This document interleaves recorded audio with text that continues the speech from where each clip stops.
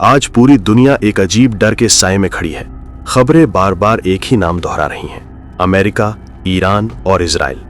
Missile हमले, drone हमले, गुप्त कार्रवाई, सैन्य चेतावनी। ऐसा लग रहा है जैसे दुनिया धीरे धीरे किसी बड़े विस्फोट की तरफ बढ़ रही हो। लोग सोशल मीडिया पर पूछ रहे हैं, क्या तीसरा विश्व युद्ध बस शुरू होने ही वाला है? क्या ये वही पल है जो इतिहास बदल देगा? लेकिन इस डर के पीछे की सच्चाई क्या है, ये समझना जरूरी है। सबसे बड़ा मोड़ तब आया जब अमेरिका ने 2020 में ईरान के शीर्ष सैन्य कमांडर कासिम सुलेमानी को ड्रोन हमले में मार गिराया। अमेरिका ने कहा कि वो उसके सैनिकों के लिए खतरा थे, इसलिए यह हमला रक्षा में किया गया। लेकिन ईरान ने इसे सीधा युद्ध जैसा कदम माना।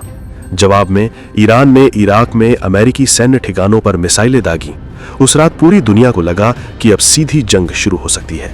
हालात इतने तनावपूर्ण थे कि शेयर बाजार गिर गए, तेल की कीमतें बढ़ गईं और लोग सचमुच डर गए कि अब कुछ बहुत बड़ा होने वाला है। इधर इजराइल की चिंता अलग है।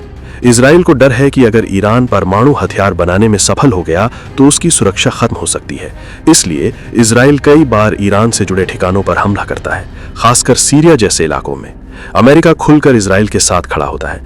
दूसरी तरफ ईरान कहता है कि वो अपने क्षेत्रीय प्रभाव और अपनी सुरक्षा की रक्षा कर रहा है, यानी हर देश अपने कदम को सुरक्षा बता रहा है, लेकिन जमीन पर गोलियां और मिसाइलें चल रही हैं।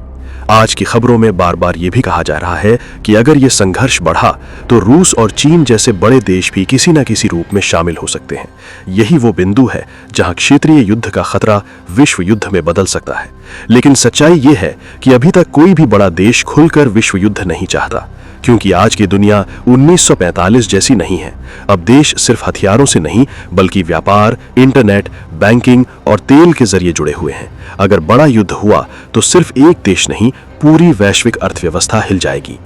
अगर कल्पना करें कि तीसरा विश्व युद्ध छिड़ गया तो उसका असर सबसे पहले तेल पर पड़ेगा। मध्य पूर्व में आग लगी तो पेट्रोल डीजल आसमान छू जाएगा। भारत जैसे देशों में महंगाई बढ़ेगी, खाने पीने की चीजें महंगी होंगी, नौकरी और व्यापार पर असर पड़ेगा। शेयर बाजार गिर सकते हैं, इंटरनेट और साइबर हमले बढ़ सकते हैं। आम आदमी की जिंदगी सीधे प्रभावित होगी। युद्ध सिर्फ सीमा पर नहीं लड़ा जाता, वो घरों के बजट, बच्चों की पढ़ाई और लोगों की मानसिक शांति पर भी हमला करता है। लेकिन अब सबसे महत्वपूर्ण सवाल, क्या सच में तीसरा विश्व युद्ध होने वाला है? अभी के हालात को देखें तो तनाव बहुत ज्यादा है, हमले हो रहे हैं, बयानबाजी तेज है, लेकिन सीधी वैश्विक जंग शुरू होने जैसा पक्का संकेत नहीं है। बड़े देश जानते हैं कि परमाणु हथियारों के दौर में पूर्ण युद्ध का मतलब होगा भारी तबाही, जहां जीतने वाला भी हार जाएगा। इसलिए अभी तक लड़ाई सीमित स्तर पर रखी जा रही है, ड्रोन, साइबर अटैक, आर्थिक प्रतिबंध और चेतावनियों तक। सच्चाई यह है कि दुनिया खतरनाक मोड़ पर जरूर खड़ी है, लेकिन दरवाजा अभी पूरी तरह खुला नहीं है। हालात पल पल बदल सकते हैं। एक बड़ी गलती, एक गलत हमला या एक गलत अनुमान सब कुछ भड़का सकता है। इसलिए दुनिया की निगाहें हर छोटी खबर पर टिकी हुई हैं। युद्ध की बातें टीवी पर रोमांच पैदा कर सकती हैं, लेकिन असलियत में युद्ध सिर्फ दर्द देता है। हर मिसाइल के पीछे किसी सैनिक का परिवार होता है, हर धमाके के बाद किसी शहर में सन्नाटा होता है। इसलिए उम्मीद यही है कि ताकत दिखाने की होड़ से पहले समझदारी जीत जाए। अभी दुनिया डर के किनारे पर है, लेकिन पूरी तरह गिर नहीं पड़ी है। सवाल ये नहीं कि हथियार कितने हैं, सवाल ये है कि क्या इंसानियत आखिरी पल में खुद को रोक पाएगी।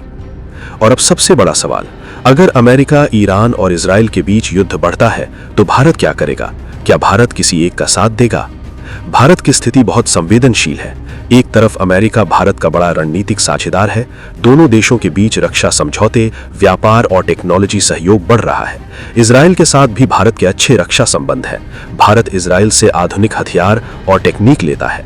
दूसरी तरफ ईरान भी भारत के लिए महत्वपूर्ण रहा है, खासकर तेल और रणनीतिक परियोजनाओं के कारण। यानी भारत के तीनों देशों से अलग अलग प्रकार के संबंध हैं। अगर युद्ध बढ़ता है तो मेरा विश्लेषण ये कहता है कि भारत सीधे किसी युद्ध में कूदने से बचेगा। भारत की विदेश नीति लंबे समय से रणनीतिक संतुलन पर आधारित रही है। भारत आमतौर पर शांति, बातचीत और कूटनीति की बात करता है। खुलकर किसी एक पक्ष में खड़े होने का मतलब होगा दूसरे संबंधों को नुकसान पहुंचाना। इसलिए ज्यादा संभावना यही है कि भारत शांति की अपील करेगा, अपने नागरिकों को सुरक्षित निकालेगा और आर्थिक नुकसान को कम करने की कोशिश करेगा। लेकिन असर भारत पर जरूर जरूर पड़ेगा। अगर मध्य पूर्व में आग लगी तो भारत में पेट्रोल डीजल महंगा होगा, महंगाई बढ़ेगी। लाखों भारतीय जो उस क्षेत्र में काम करते हैं उनकी सुरक्षा चिंता का विषय बन सकती है। शेयर बाजार और व्यापार पर असर पड़ सकता है। यानी भले ही भारत सीधे युद्ध में शामिल ना हो, लेकिन आर्थिक और सामाजिक असर से बच नहीं पाएगा। सबसे बड़ी बात, भारत जैसे देश जानते हैं कि तीसरा विश्व युद्ध किसी के लिए फायदेमंद नहीं होगा। आज की दुनिया परमाणु हथियारों से भरी है। अगर बड़ी ताकतें आमने सामने आईं तो नुकसान इतना बड़ा होगा कि जीत का मतलब भी हार जैसा लगेगा। इसलिए भारत की कोशिश यही रहेगी कि हालात बिगड़ने से पहले बातचीत का रास्ता खुले।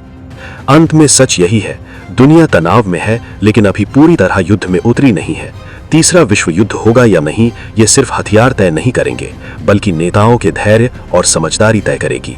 और उम्मीद यही है कि आखिरी पल में इंसानियत राजनीति से बड़ी साबित हो।